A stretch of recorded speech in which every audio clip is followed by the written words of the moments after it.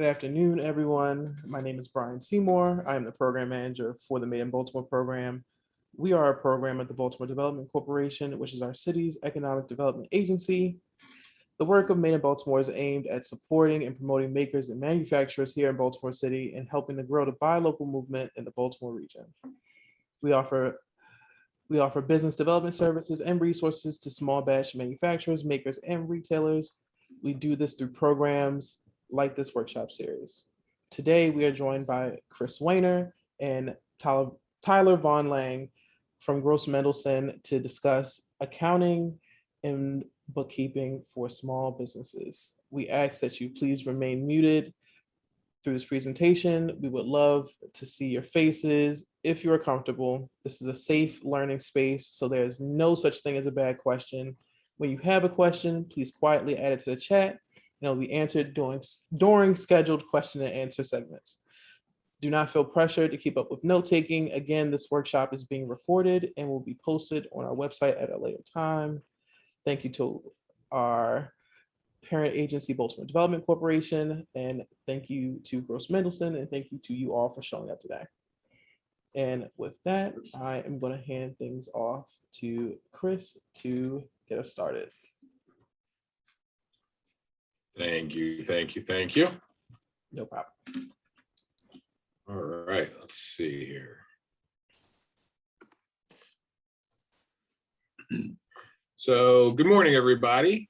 My name is Chris Wehner, and I am a CPA and a certified financial planner and a manager with Gross Mendelsohn and Associates located here in Baltimore.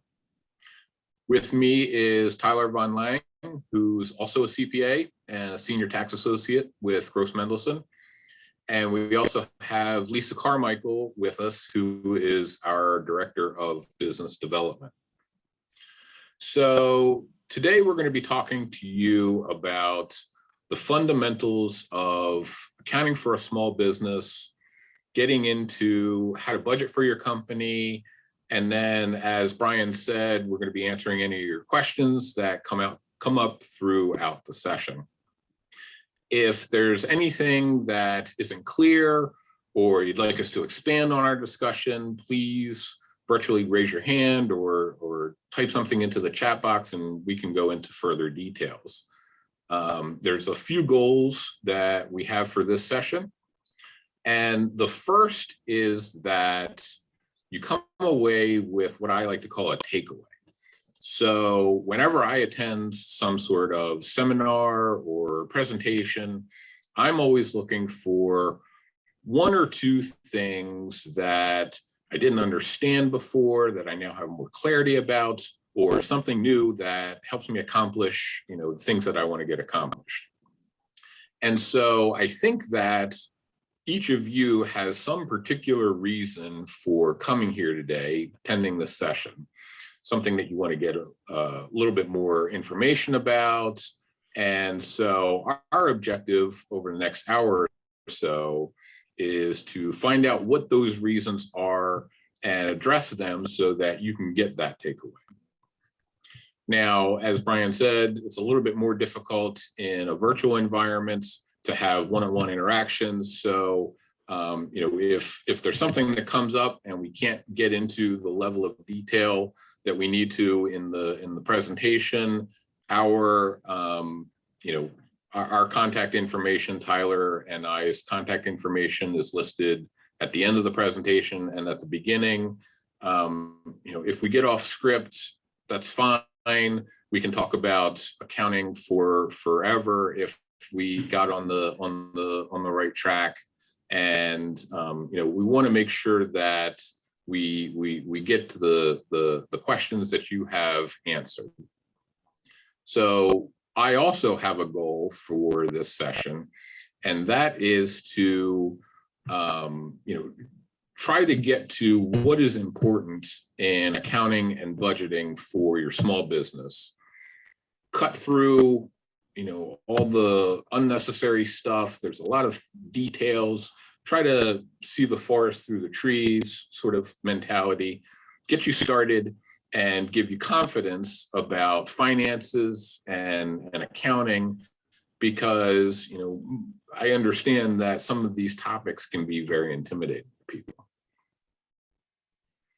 So our agenda today is going to hit on a few things that Tyler and I thought were important for you as small business owners.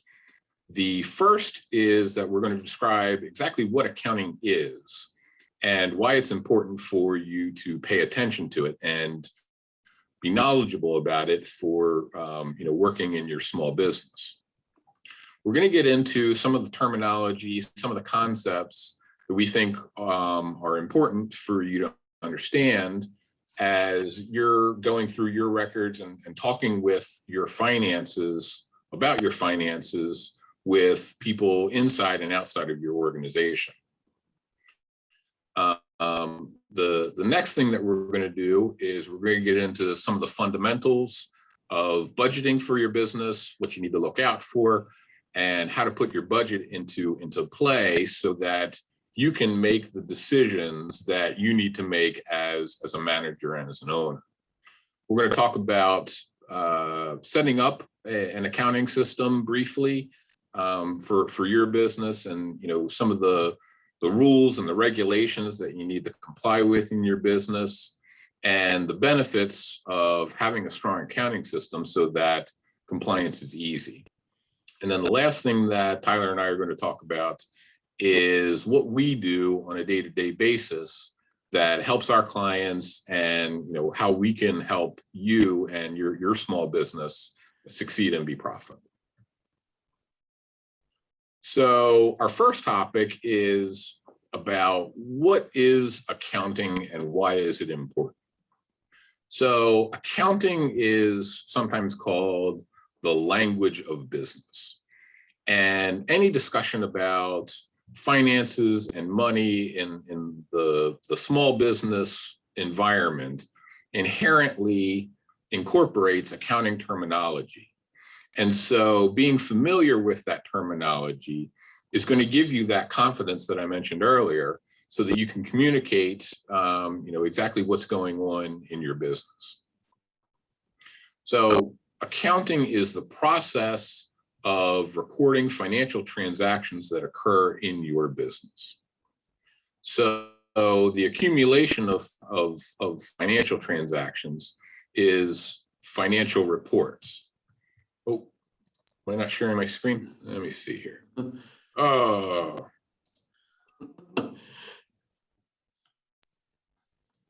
How's that? Perfect. Is that Totally better? better. All right. Sorry about that. All right, let's see. Where was I? So, so we started talking about some of the financial reports. The financial reports that come out of your accounting system tell a story about how your business is doing and how that information can be interpreted by you, by management, by bankers, all these different sorts of people that will be reading your financial statements. There's always nuance and a backstory, and understanding, I think, what the numbers are saying is really important to understanding your business's performance and setting yourself up for success. Again, accounting has a lot of terminology that business people use to describe financial events and transactions. And so what that basically does, one thing that it does, is that it shows how the income and expenses about your business occur. So a proper accounting system allows you to make informed business decisions and achieve your business objectives. So I think that one thing that sometimes gets lost is that inherent in the financial reporting system is that you've developed expectations and objectives for your business. And a lot of times, people just kind of cut to the chase and say, I want to make sure that my business makes money. And I agree, obviously, that that is an important objective. But I think that the more clear and concrete we can make our objectives, the better we will be able to interpret the information that comes out of our accounting system. So, sometimes a business owner is going to want to say that not only do I want to make money, but I want to be able to provide a stable environment for my employees, or I want to give back to my community, or I have a passion about something that I want to build a career and a business around that. And so each of those is a more detailed reason about why you want to make money. And each of you has your own ambitions. So I think that the first step is understanding where you want to go. One of the quotes that I like to refer to is Yogi Berra said, "If you don't know where you're going, you might wind up somewhere else." And so I think that accounting provides quantifiable information about how your business is doing and whether you're on the road that you can meet the objective that you set out for yourself. One other critical thing that I think is important to understand as a small business owner is that there is a very strict division between yourself as the owner and the business. So what you want to do when you're creating a good accounting system is set up separate bank accounts, separate credit cards if possible, so that when you're putting your financial information together, you can distinguish between the supplies that you pay for your business versus when you buy something on Amazon for personal use. And so that's going to really make it easier for you when it's time to create a tax return, file a tax return, and to understand actually what's happening in my business versus personal activity. So every accounting system is basically a way to record financial transactions. And so the objective of a good accounting system is to get accurate information about what exactly happened in your business for some period of time, a month, a year, and so that you can make the informed decisions about what you're going to do in the future. And we'll get into the budgeting in a little bit, but the way that you actually record financial transactions is through journal entries. So what journal entries do is they document what happened and they categorize and summarize those transactions. So the basis of the accounting system that we have is what is called double entry accounting. And the way that we record things is through debits and credits to your chart of accounts. And a chart of accounts is basically just a list of the assets and the revenues and the expenses that you have, so that you can make it as complex as you need to be, as it needs to be, to get the information that you need to evaluate how your business is doing. So the basic financial statements in that come together in accounting there's three of them. There's the balance sheet, there's an income statement, and there's a statement of cash flows. So on the next couple of slides, what we're going to be looking at are some really basic transactions in a business and how they look on a sample balance sheet and income statement. We're not going to be talking about today the statement of cash flows, but again, if you have questions about it, let us know, and we can get into some more detail about those. Let me check the chat here. Let's see. Anybody I need to admit? I think we're good. I think we're good on that. All right. So what we have here are three things that happened in our hypothetical business. Let's see.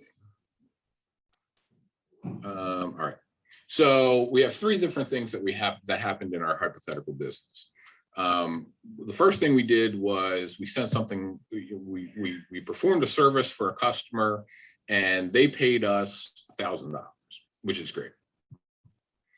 We also have a lease with our landlord, and we needed to pay them rent. And then we decided that having a computer is going to be easy to makes our lives easier. So we went ahead and bought one for $500. So each of these transactions is recorded with equal amounts of debits and credits to the accounts in our chart of accounts. So right now, our chart of accounts consists of cash, revenue, rent expense, and a computer. So whenever you make a journal entry, your debits and your credits are always going to be equal. So for the first transaction, we recorded cash because we have more cash now than we started out with. And we need to offset that by saying that we received cash by performing a service and generating revenue. And so this first transaction is the entry that we would record in our accounting system for the payment to us for performing a service. Let me check here, see if we got anything going on. All right. Then the next transaction is, we need to record that we're paying rent expense. We're paying cash for rent. And again, this is a cash transaction. So after we're done, we're going to have $200 less cash than we had before we paid the rent. And so what we do then is we record a transaction to reduce our cash account by $200. And we're going to offset that by saying that we paid cash, and that was because we paid our rent. We had rent expense. And then lastly, we paid cash for a computer that we purchased.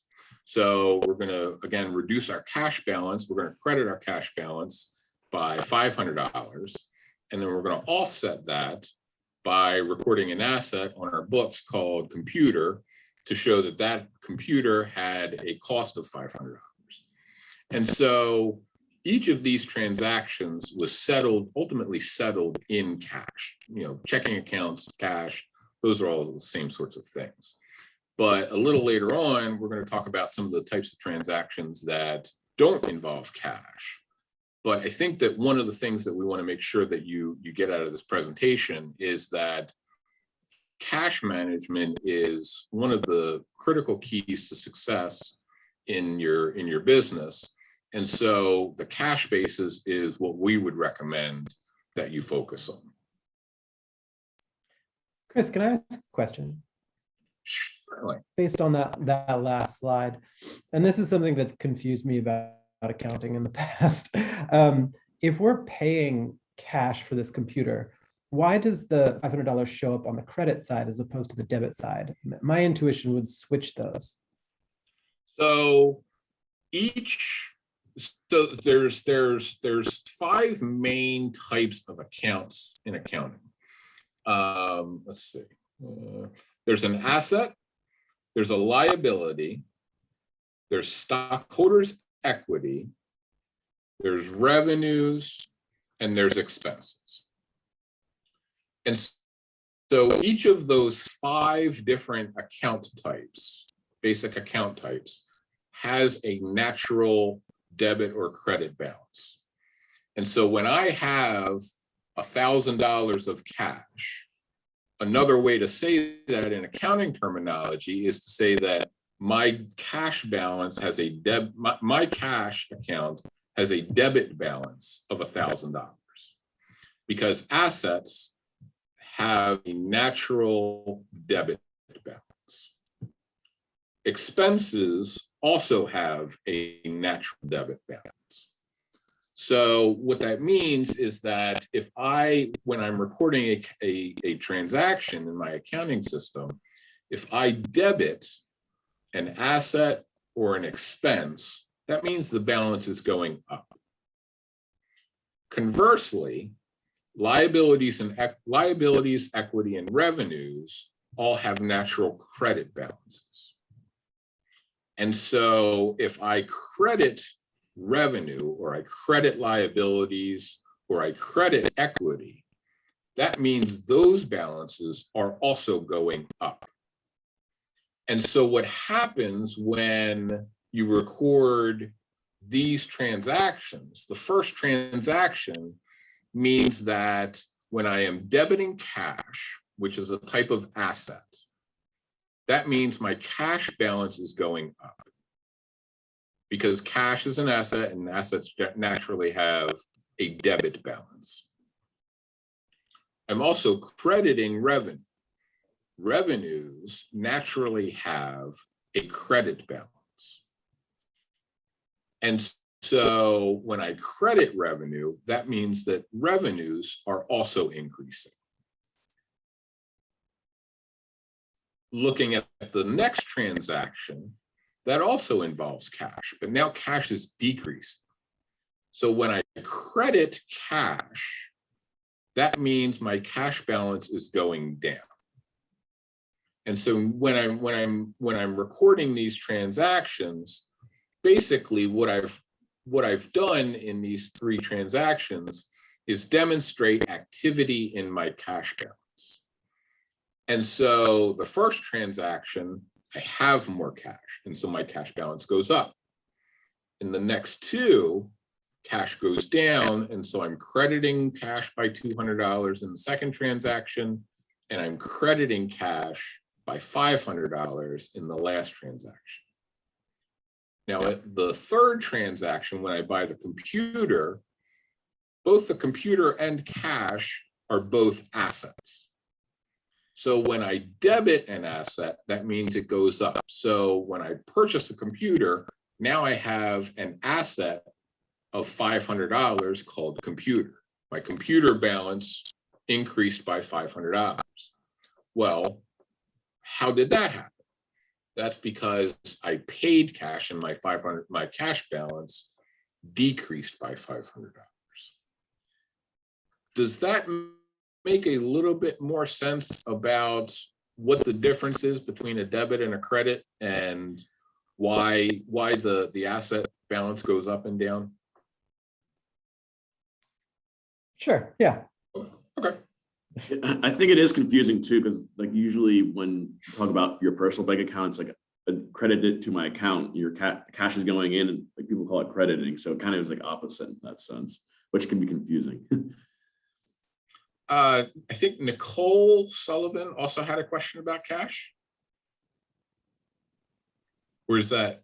I was typing it in the chat. My question is more, I'm not sure if I'm trying to understand a difference between, I guess, cash and accrual, because you said if you deal with cash, you would recommend cash. And I do mostly cash, but I also have invoices that have terms. And so can I also be a cash basis if I have that, or then do I have to be accrual? So I think, and we're going to get into the difference between the cash and the accrual basis in a couple of slides. Okay. But to answer your question, I think that I can convert an accrual basis journal entry to cash basis, because accrual basis, what accrual basis means is, and again, we'll get into it in a little bit, on an accrual basis, it's not necessarily just your cash transactions. So like you said, you may get inventory or product and you have a liability to that vendor for whatever you purchased.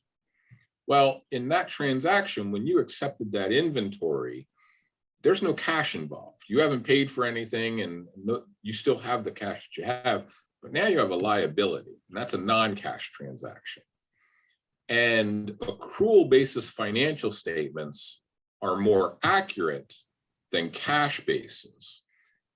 What I'm intending to get across in the presentation is that cash is the more important metric to judge yourself by, because cash is king. You know, if you don't have cash, then you're not going to be able to successfully operate your business. And so we'll get into, I'll have in a couple of slides, we'll show you some of the accrual basis transactions that you would record and compare those to the cash basis. But if you're evaluating the the transactions and your status, and especially with budgeting, the more important metric is not how much you made on an accrual basis, but how much you made on a cash basis, because you're going to need to project and budget. Okay, I have a $500 bill coming due in 2 weeks. I need to make sure that my cash basis financial statements allow me to be able to write that check, to have that amount of cash in my bank account when it's time to pay the vendor. Does that answer your question, Nicole? It does. Thank you. And if once we get into the accrual and the cash basis, if you still have questions, please let us know. Okay, thanks. All right, let's see. So,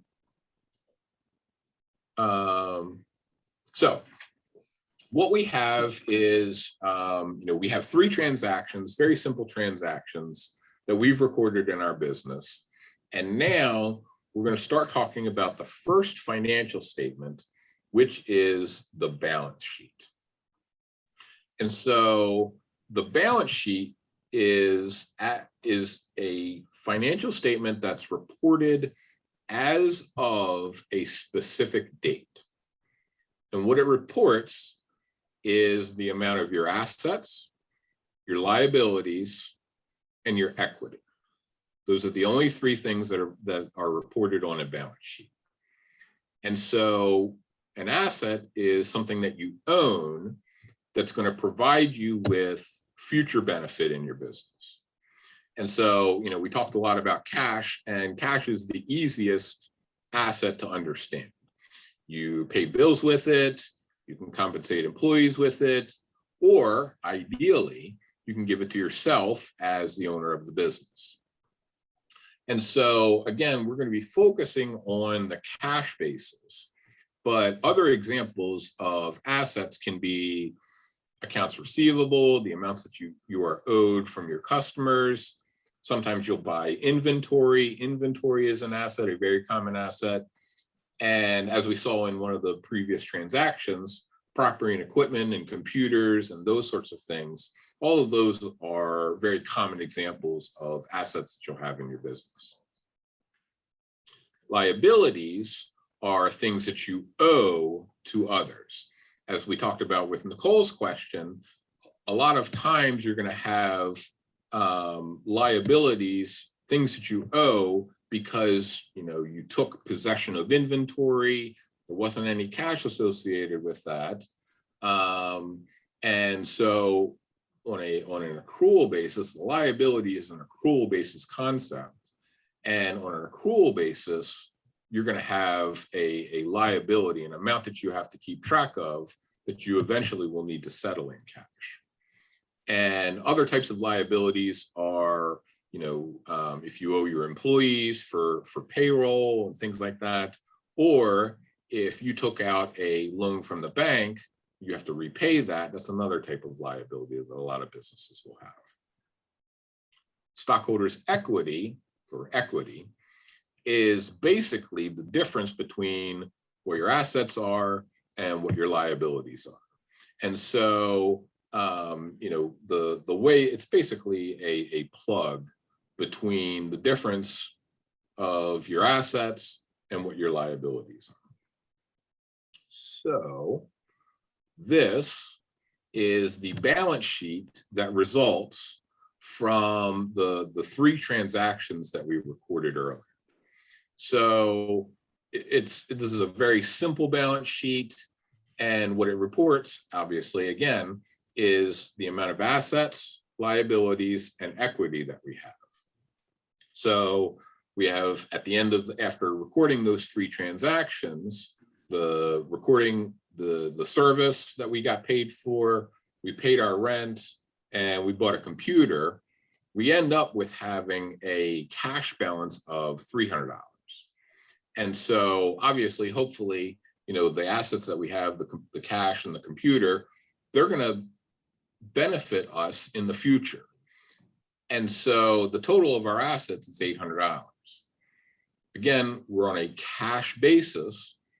Liabilities are primarily an accrual basis concept that we're going to get into. But we don't have any liabilities in this example yet. And so what we end up with is we have equity of $800. And notice that the total of the assets equals the total of the liabilities and equity. And the reason that that happens is because all of your debits and credits in the journal entries that you recorded equal each other. Are there any questions or anything like that on the balance sheet that you want to talk about if in a little bit more detail? All right. So the next thing that we're going to talk about, Tyler's going to talk about, is what is the income statement, or another name for that is the statement of operations. All right, so the income statement is a little different from the balance sheet because it shows activity from your business from a certain time period. So you usually see it in your full calendar year from January to December, or it can be within a month. The income statement also shows you your revenues less all your expenses in that time period, and that leaves you with a net income. Revenues usually come in the form of service revenue, such as you're delivering packages or legal services from a lawyer, and you also have sales of products. So the one important thing with sales of products is gross profit, and gross profit is your revenue from the profit less the cost of that profit, which is called the cost of goods sold. So for example, if I have a product that I sell for $10 and it costs me $5, my gross profit is $5 because it's the difference between the two. So my gross profit will also be $5 because that's how much I earned. The difference between gross profit and net profit or net income is gross profit is all your income minus all your costs of goods sold. So it's basically the money you have after you sold your product. And then net income is all your expenses after that. So it's gross profit minus expenses equals your net income. And an example that I have with gross profit too is, let's see. So I want to open up a wine shop, and I have $20,000 of rent and utilities that I have to pay to operate in a year. I decide to sell bottles of wine for $10 that I purchased for $6. So the gross profit for that is $4 and 40% gross profit margin. In order to break even and just cover my expenses, I need to sell 5,000 bottles of wine. So if I sell 5,000 bottles of wine with a gross profit of $4, that'll give me $20,000, to cover that. If I sold another $5,000, keep on saying dollars, 5,000 bottles of wine, I would have $20,000 of profit. So it is very important to know the difference between the two, and the importance of gross profit, because setting your gross profit, has a lot to do with competitiveness with your competitors, and kind of just seeing how profitable you can be with also, depending on how competitive the product is. The next part of the income statement is expenses, which is generally any costs or outflows that are associated with your business venture. Some of the most common expenses, as I mentioned, was cost of goods sold. There's advertising expense, payroll, which includes salaries and payroll taxes, insurance, rent, utilities. Cleaning and sanitation has become a pretty big expense through the pandemic. Professional fees such as payroll processing fees, accounting fees, and legal fees, and also the interest accrued on business debt. It's also important, I think Chris brushed upon this earlier, but personal expenses also cannot be deducted from the business. And it's important to keep it separate too, because it's hard to really tell how well your business is doing if everything's commingled. So, you might think you're losing money, but it's because you're paying some of your expenses, on the company card, and it's not really associated with the actual income of the business. And I think that's about it with the income statement. All right. So what we've done so far is we've talked about the two of the primary financial statements, the balance sheet and the income statement. And so as Nicole alluded to earlier, there's a difference between the cash basis, which is basically a methodology of accounting, and the accrual basis of accounting. So we're focused primarily on the cash basis. And what that means is that you only record transactions once the cash aspect of the transaction takes place. And so the entries that we talked about a moment ago, they were recorded on a cash basis. And so I think that the cash basis is going to be a little bit more important, relevant than the accrual basis in managing your business, managing your cash, the inflows, the outflows. That's going to be really important in your business, because if you don't have cash, you're not going to be successful. But alternatively, there is something called the accrual basis of accounting. And under the accrual basis of accounting, you record a transaction when the transaction actually occurs, rather than waiting for when the cash exchanges hands. Because a lot of times those are going to be different points in time. Those are going to happen on 2 different dates. So most of the financial statements that you read, that you see, are going to be on an accrual basis of accounting, because obviously, as Nicole's example pointed out, there's a lot that happens outside of writing and receiving checks. So we're going to show you an example of that. So again, these are the 3 transactions that we originally recorded. We have our service, we got revenues in cash, we paid our rent in cash, and we bought a computer for cash. Now, what I'm going to show you is the difference in those transactions on an accrual basis. And so notice how the first transaction is now split into 2 separate items. So in an accrual basis methodology, you're going to record 4 transactions, not 3. So on the first transaction, there's no cash related to this. So you're going to record the revenue. You're still going to record $1,000 of revenue, but instead of recording $1,000 of cash, because no cash took place, you didn't get any cash, they just said, hey, I want to owe you for this. You record an asset called accounts receivable. And so what that represents, that's another asset, and it represents an asset of everything that you are owed from the customers that they're going to hopefully pay you for at some certain future date.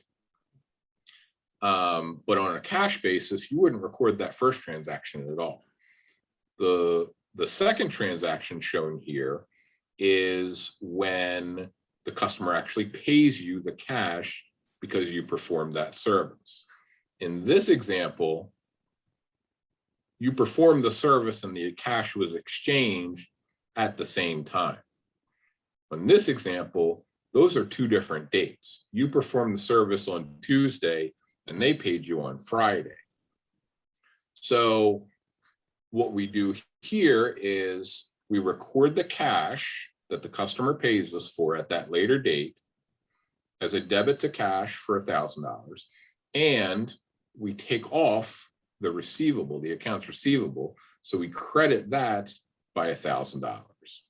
So after recording these first two transactions, what we have left is the same as on a cash basis. We have $1,000 of cash. We don't have any accounts receivable. Nobody owes us any money. And we've recorded our revenues of $1,000.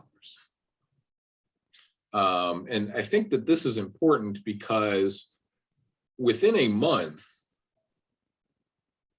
if somebody pays you on, if you do a service on March 15th and they pay you on March 18th, there's not a whole lot of difference between an accrual basis financial statement and a cash basis financial statement. However, if you perform a service on December 28th, and the customer doesn't pay you until January or February, your balance sheet's going to be slightly different on a cash basis than an accrual basis. And so there's a lot of transactions that don't involve cash, and we refer to those as timing differences. There's a difference between when the actual transaction takes place and when the cash is actually settled. And so in Nicole's example earlier that we were talking about, you can kind of put yourself into the place of the customer. So at the time that somebody performs a service for you, you have expense of $1,000, and then you have an amount that you owe that person $1,000. And at some point, hopefully, you're going to pay that vendor for that service, and then you credit your cash by $1,000. The amount, the cash balance goes down because you write a check, and then you get rid of your liability because you don't owe anybody. And I think that understanding the difference between cash and accrual is important because, like Nicole's example illustrated, a lot of times there are things that occur that don't involve cash. And so cash management is important, and accrual basis is more accurate, but you want to make sure that you're focusing on when the cash happens and managing your budget for those transactions. Are there any other questions about the difference between cash and accrual?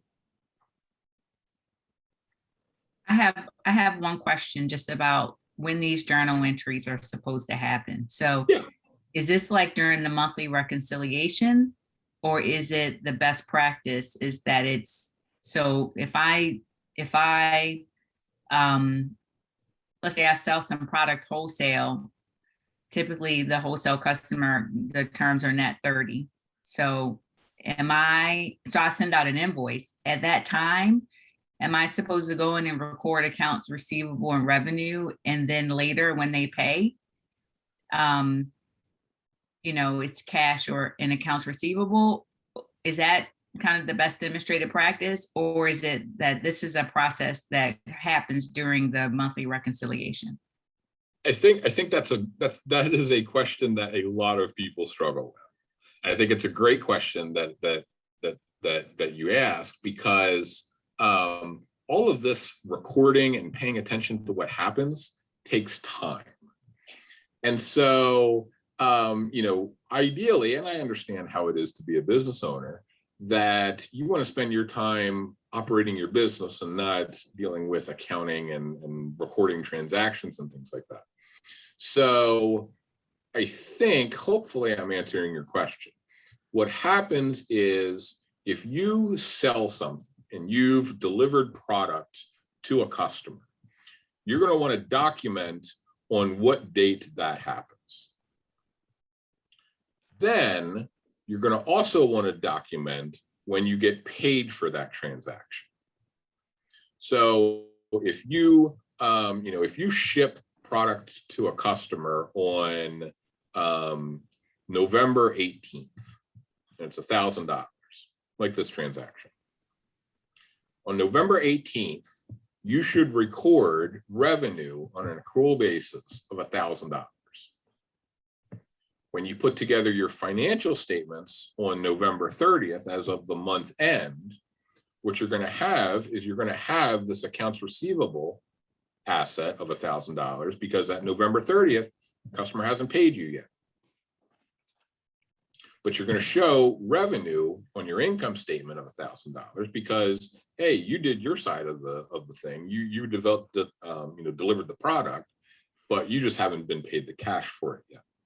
So on the date that you deliver the product or satisfy your obligation, you should document that date. And that's the date that you would use in your accounting system, November 18th, for example. And then when the customer pays you, let's say they pay you on December 6th. In December, you're going to want to document that on December 6th, XYZ customer deposited gave us $1,000 in settlement of the amount that they owed us. And so on your December financial statements, what you're going to record is $1,000 of cash because the customer paid you. And then for the month ended December 31st, you didn't have any revenue. The only thing that you did was you provided a service. Well, you provided that service in November. You didn't do anything in December. The only thing that happened in December was that you collected the cash. And on an accrual basis, nothing happened in December except the cash receipt. You didn't have any revenues. You didn't do anything in December to generate revenues. But it's important to understand that, hey, as of November 30th, somebody owes me $1,000. And that as of December 30th, December 31st, they don't owe me $1,000 anymore because they already paid. Oh, and okay, I see how the first transaction, we're debiting the accounts receivable 1,000. When I'm collecting from the customer, it's crediting. So it's basically zeroing out accounts receivable, and then the balance is now in cash. Exactly.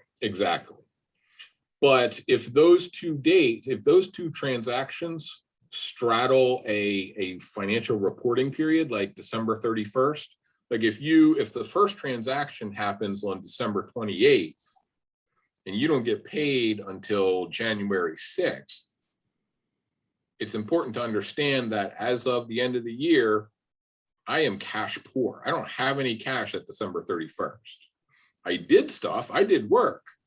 I did something that somebody owes me for, but I don't have any cash for it.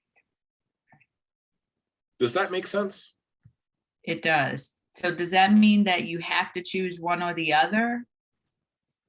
I think that the accrual basis is going to be a more accurate way of recording transactions, because you need to pay attention to who owes you for what. If you did, today's the 24th of September, if you delivered product to somebody back in May and they haven't paid you for it yet, you need to make sure that you're paying attention to who owes you for what. But on a cash basis, I think it's important to understand that one of the more important metrics in your business is managing your cash. So I would much rather have people pay me in cash at the date that I do things, or pay me timely soon thereafter, than to have done a bunch of work in 2021 and not have been paid for any.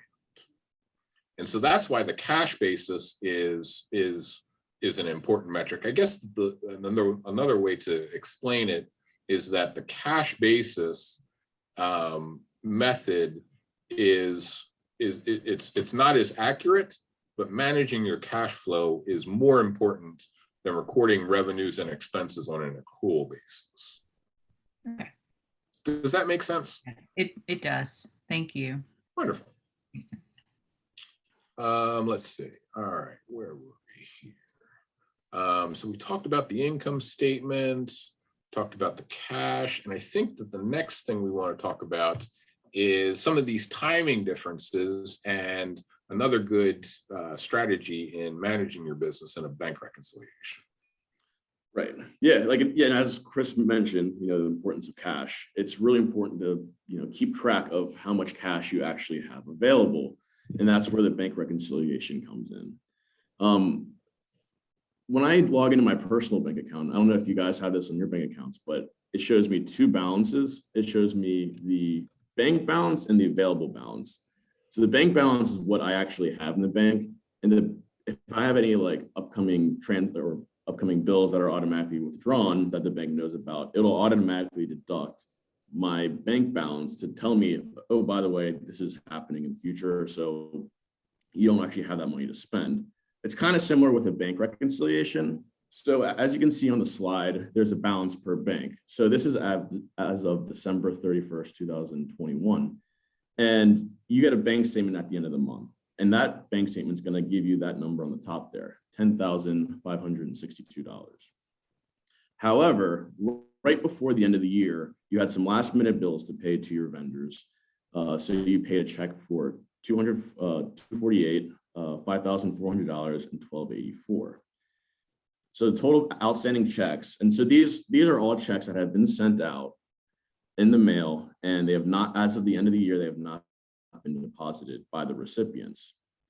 So they're going to be taken out because you sent them out, and people probably wanted to deposit them. So they are effectively should be subtracted from your account, but the bank doesn't show that. So the bank reconciliation here is showing that we have the balance that the bank statement has, but we also add our information that we know that the bank doesn't, that we have these checks in transit. So really, our bank balance is going to be $4,901.16. So that's a huge difference. And let's just say, for example, on January 2nd, you have a lawn care business and you want to buy a tractor on January 3rd for $7,000. You look at you based upon your bank account, it says $10,000. And you go and buy that and you left up with around $3,000. That's all good until the person that, receives check number 1257 cash the check and they have insufficient funds in your account to cover it. And that can cause fees, penalties, and all sorts of things, and headache for the vendor that you're paying to. Like, they're usually not happy when that happens. So in that regard, it's very important to have that snapshot to understand where your cash actually is. So when you write checks, it is important to know the outstanding check balance and how it compares to the actual bank balance. Let's see, is there anything else? And I'll talk about QuickBooks later. And QuickBooks does have a bank reconciliation feature, but it also, when you enter your checks into QuickBooks, it actually automatically decreases your bank balance for you. So if you keep up to date with QuickBooks, it'll be useful on a day-to-day metric at measuring cash. So does anyone else have any questions about bank reconciliations? Feel free to chime in. If not, we can go on to the next. So, we've talked about some of the fundamentals of accounting and, what information is reported on the balance sheet and what information is on the income statement, how we got those balances that we're reporting. And I think that now it's time to put it into practice and figure out what exactly are we doing with that information? Why are we doing this? And one of the things that's going to be very important for a small business is creating a cash budget. And so, as I talked about at the very beginning, I think that the very first part of creating a budget is setting up what your expectations are. So there's going to be things that you can control and things you can't. And so most of the time, your expectations are going to be more refined and easier to figure out on the expense side than on the revenue side. So on the first step to preparing a budget is going to be focusing on what our projected expenses are. And so I think that one of the things that helps is to, when you're going through this process, is to document somewhere why you thought the amounts that you wrote down for the budget are what they are. Because what you want to avoid is coming back to your budget 6-9 months later, having the actual results completely different and having absolutely no idea why. The costs that you're going to incorporate into the budget can be classified either as fixed costs or variable costs. And so fixed costs are the costs that they don't generally change based on your company's activity levels. And so the last 18 months with the pandemic provided a really good example of being able to identify which costs are fixed, which ones you have to pay month after month, regardless of whether you're generating revenues or not, and which are variable. And so, obviously a lot of businesses, restaurants and other service-based businesses, they had decreased revenues over the last 18 months. But during this period of time, rent and insurance, those were still due every month. And so those are typically good examples of figuring out, which costs are fixed and which are variable. Variable costs, conversely, are the ones that do change with changes in revenues levels. So in your budget, you're going to want to be paying attention to which costs are variable, because one example of variable costs, somewhat variable costs, is payroll. And so, obviously a lot of people had to lay off employees. A lot of businesses had to lay off employees over the last 18 months. A lot of businesses weren't generating, revenue, so they couldn't purchase inventory. It's kind of a cascade effect. And so if your business isn't selling as much inventory, the expense category that Tyler discussed earlier, cost of goods sold, that's an expense, that's also going to decrease. So that's an example of a variable cost. And so, one intangible asset that a business has is its workforce. And so obviously it's really difficult to cut staff when times are getting tough, and especially in smaller businesses where managers and owners, they build up relationships with employees. They know their employees, and it's difficult to lay those people off. And so payroll is usually one of the last things that gets cut by small businesses, because in the event that things turn around quickly, the business is going to need the employees to keep up with the now increasing demand. And training new employees, and finding employees who are trustworthy and good at their jobs, that's hard to find. So you don't want to let those people go if you can avoid it.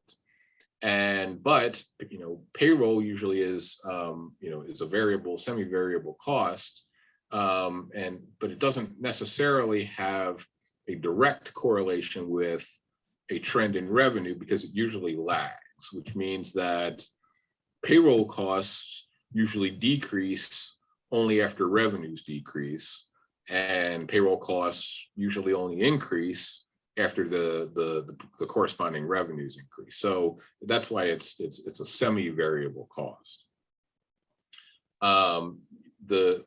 one of the key metrics that you're going to get out of this budgeting process is figuring out what your break-even point is.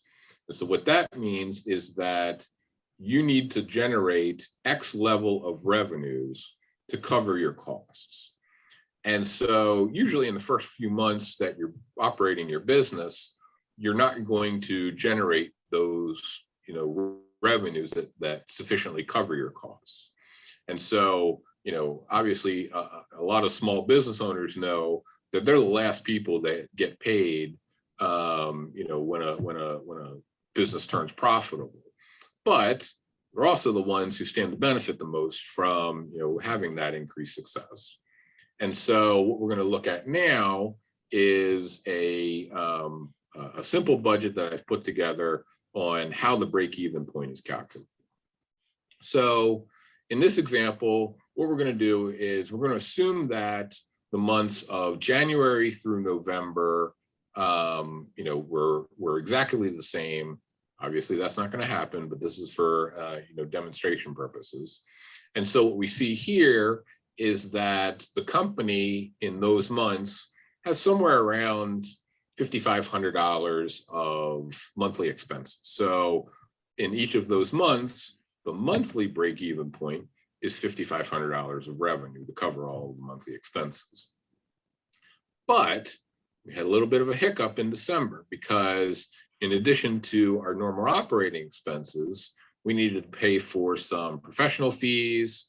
And unfortunately, the computer that we bought, it broke a little bit. We needed to repair that.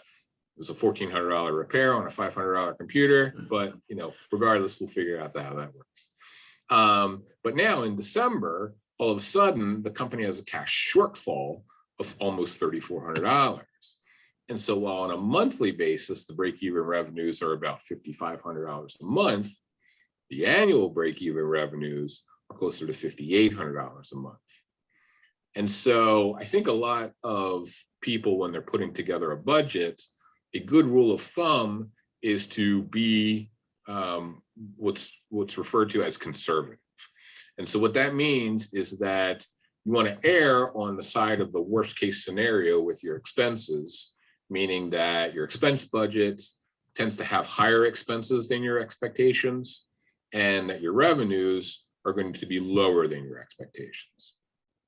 So in this case, if each month is on budget, the company is going to have about $5,700 in cash, which is enough to absorb the cash shortfall that occurs in December.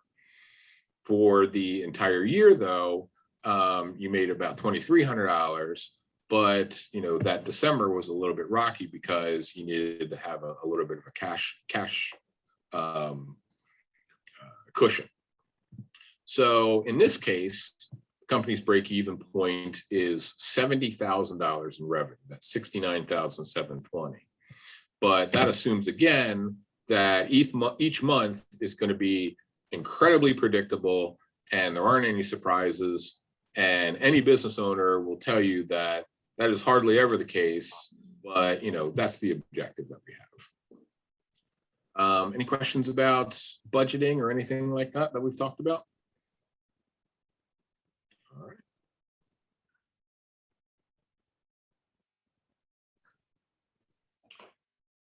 Okay, so now we are gonna talk about briefly accounting systems. So we are talking about the journal entries, all this stuff, but at the end of the day, how are you going to record it, right? So essentially, documentation is very important. Not only just to find what your financial health is for the business, but also at the year end, we have to file tax returns. You have all the accurate information to make that process easier. There's also a lot of other functions products like QuickBooks have to really help business owners. I'm going to start with using just Excel as an accounting tool. So especially with smaller startup businesses, I think using QuickBooks might be a little intimidating, and a lot of people are familiar with Microsoft Excel. It's very inexpensive. I think you get a one-time fee after you buy a computer, but it's a very powerful tool. And on the screen is an example that I created of basically a way that we could use it as an accounting system. So here I have 1 month, the month of January's activity, and it starts with like the bank balance, and it kind of has like a somewhat of like a, to make sure I record everything, and I can check the beginning balance and ending balance of the bank to make sure I didn't miss anything. So then I go down, put the date for the transaction in the bank from the bank statement. I put down what it is. So in the first case, I received $15,000 of revenue, and I put the number of 15,000 down. And the next, on the 10th of January, I had dues and subscriptions paid of $75.98, and that's a negative. So positive, negative. And on the right, I actually have a list of my revenue and a list of my different expenses that my business has. And to the right are actually formulas that I put in there. So whenever I type in revenue, the formula will identify that and take that number to the right of it. So as I type in the items on the left, it automatically updates my little income statement on the right. So it's giving me a working income statement as I type in all the numbers. So as you can see, just by putting in the month's information, I have revenues of $20,000 and about $18,000 in expenses and a net income of $1,800. So it's really simple, really quick. It can, depending on how much activity you have, it can be a lot. But again, it doesn't. Oh, can you say that again? Sorry, that was my phone. Oh, okay. I thought someone had a question. All right. But it doesn't compensate for invoices, receivables, but on a very basic level, it's a very useful tool. And even if you want to summarize, if you're entering credit card transactions, you can, summarize all your credit card transactions, get all the expenses, and then you could actually enter that into a more sophisticated accounting software. And that kind of leads us into QuickBooks, which is probably, I would say, the ultimate accounting software for small business. I would say at our firm, maybe 90% of our companies, or I'd say 90% of our companies that we work with use QuickBooks. There's a desktop version of it. There's an online version of it. The online version's very user-friendly, especially for people that aren't as familiar with accounting. And it's accessible, really easily too. You can even download an app on your phone and mess with it through there. And the one really nice feature about QuickBooks too is it actually links, you can link it to your credit card and bank statements. So whenever there's a transaction, that the day that it happens, at the end of the day, QuickBooks will pull it in and add it to your list of approved transactions, and then you can approve it and let it go.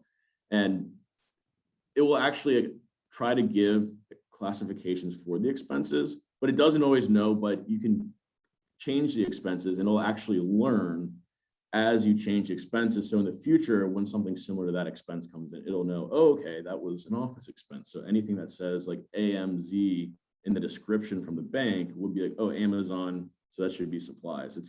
Which is really nice, and it does save a lot of time for business owners from the data entry that you guys probably hate when you're trying to run a business. Another great feature, as I mentioned earlier, is the bank reconciliation. So every month, it's usually important to do bank reconciliation so you make sure you don't miss any transactions and make sure all the everything is good, all your outstanding checks are accounted for. But QuickBooks has a function that will actually, you can do it a month through for all your credit card accounts, all your bank accounts.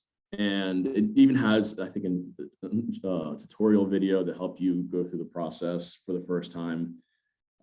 Another really good aspect of QuickBooks is the huge amount of reports that it can give you. As we mentioned, all the income statements that we talked, all the financial statements that we talked about, such as income statement, balance sheet, statement of cash flows, they're all available at a moment's notice through the reports tab, and you can do it from any date that you want that you've been running your business. And it also has features that you can actually run your payroll through QuickBooks.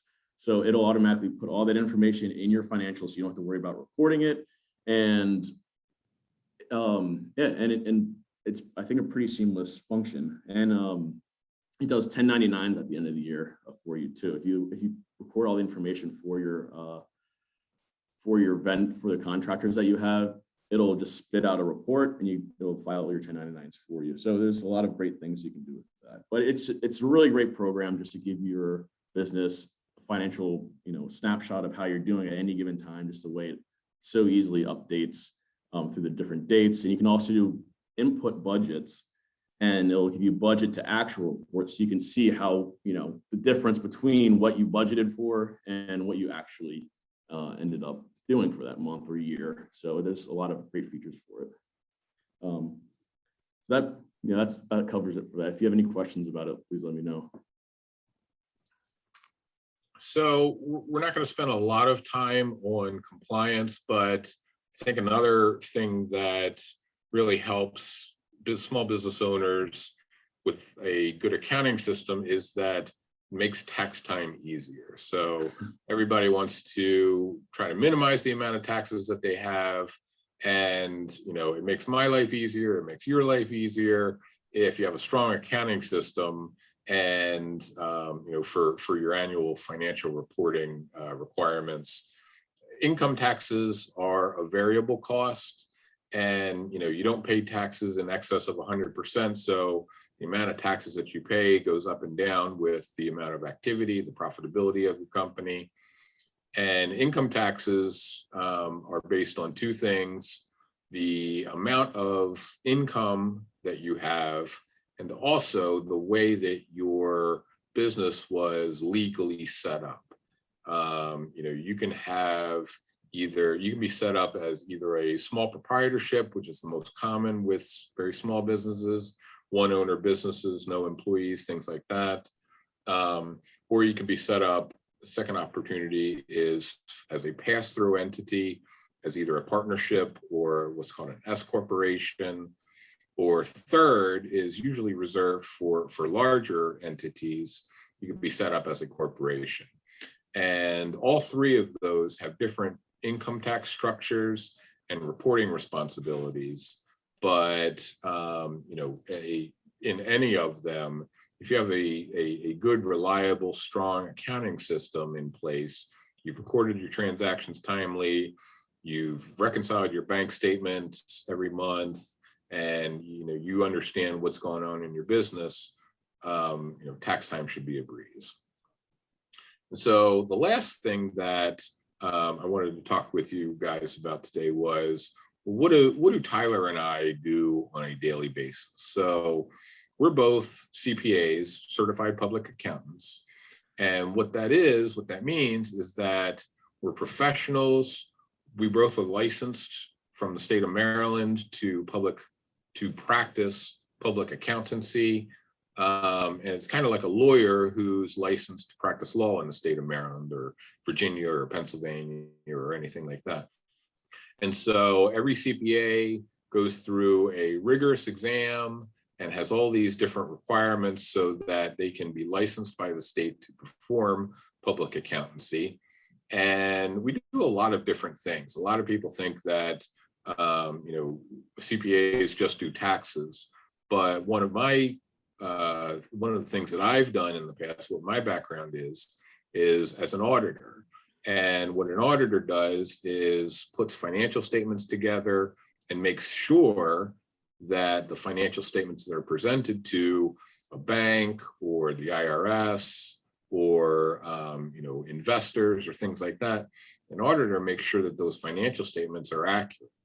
And obviously we do tax and compliance work, but we also do consultancy and financial planning and those sorts of services for owners, because we're very knowledgeable about the information and the laws and how to maximize the benefits that are available to the owners of our clients.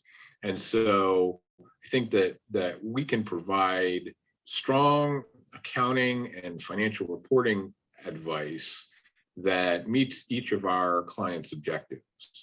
We get a lot of emails, a lot of phone calls about, all kinds of different subjects like, business expansions, people want to ask, hey, I want to take advantage of some sort of new law change. Is that possible for my business? Hey, the bank is asking for me for a financial statement. What do I do? How can you help?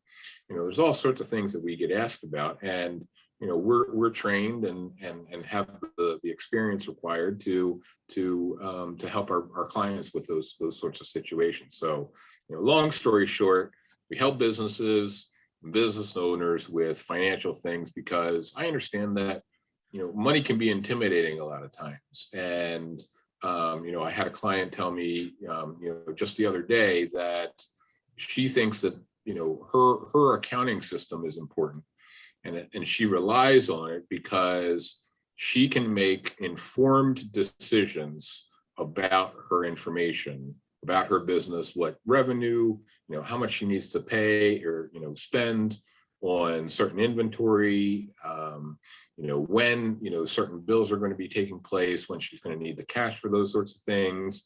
We've come up with a budget that she's starting out with, and I'm very happy to see the success that she's enjoyed, and all the hard work that she's put into this business. And she understands that the accounting system is giving her a lot of that information. So if you guys have any other questions, we'll be happy to talk about them. We've got a couple minutes left, but if you want to reach out to either Tyler or I, if you have other questions that you're either not comfortable about or need some more information about, we'd be happy to talk about that with you. And I did want to mention, I think I forgot to mention a couple of things too with QuickBooks. And I know Nicole had kind of asked about accrual versus cash for her basis of books, how she should keep her books. QuickBooks actually does have a feature. If you look at the income statement or balance sheet, there's a button that you can press, and it'll change it from accrual to cash automatically for you. So that way you can kind of have both available to you at any given moment. So that's really helpful. And the product also has like invoicing capabilities, and also gives you a list of like how much money you're owed if you keep all that stuff up to date. Thank you for that, Tyler. I do use QuickBooks, and I think that's what generated a question, because every time I go to look at my income statements, or even like a profit and loss statement, I feel like I have to keep clicking the button. It's like it keeps defaulting to cash, and I'm like, I thought I did that as a goal. I think there's something in the settings. There was a default, or maybe there was something I was doing wrong, or what have you. So okay, that's the question for me though. Okay. Yeah, I think if you go to the settings, you can change the default, if I'm not mistaken. Okay. Because I generally prefer to keep it defaulted at accrual, but then if you really want to use cash, because actually when we prepare tax returns for small businesses, I'd say like 90% of the time we will convert it to cash, because it's usually better just to have your income statement based upon how much cash you actually have instead of accrual. So that to base your taxes on that.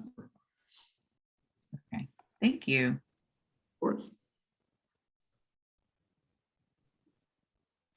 All right.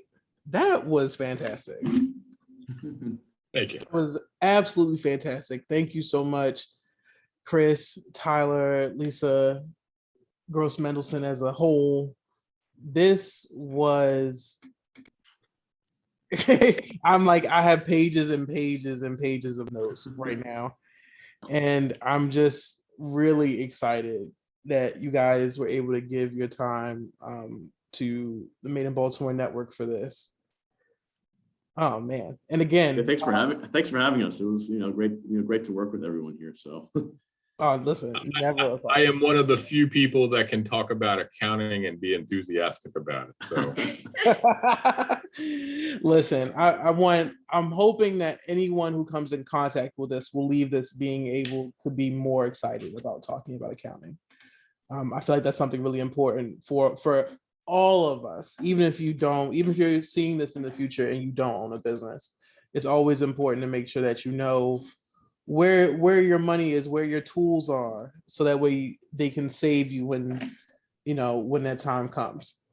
And what one of the clients that I talked about just the other day, she said that, you know, one of the things that she struggled with when she was starting out was being so intimidated by the subject that she ignored it because if I look at it, I'm going to fail at it, and I don't want to fail at it because it's so it's so incredibly intimidating.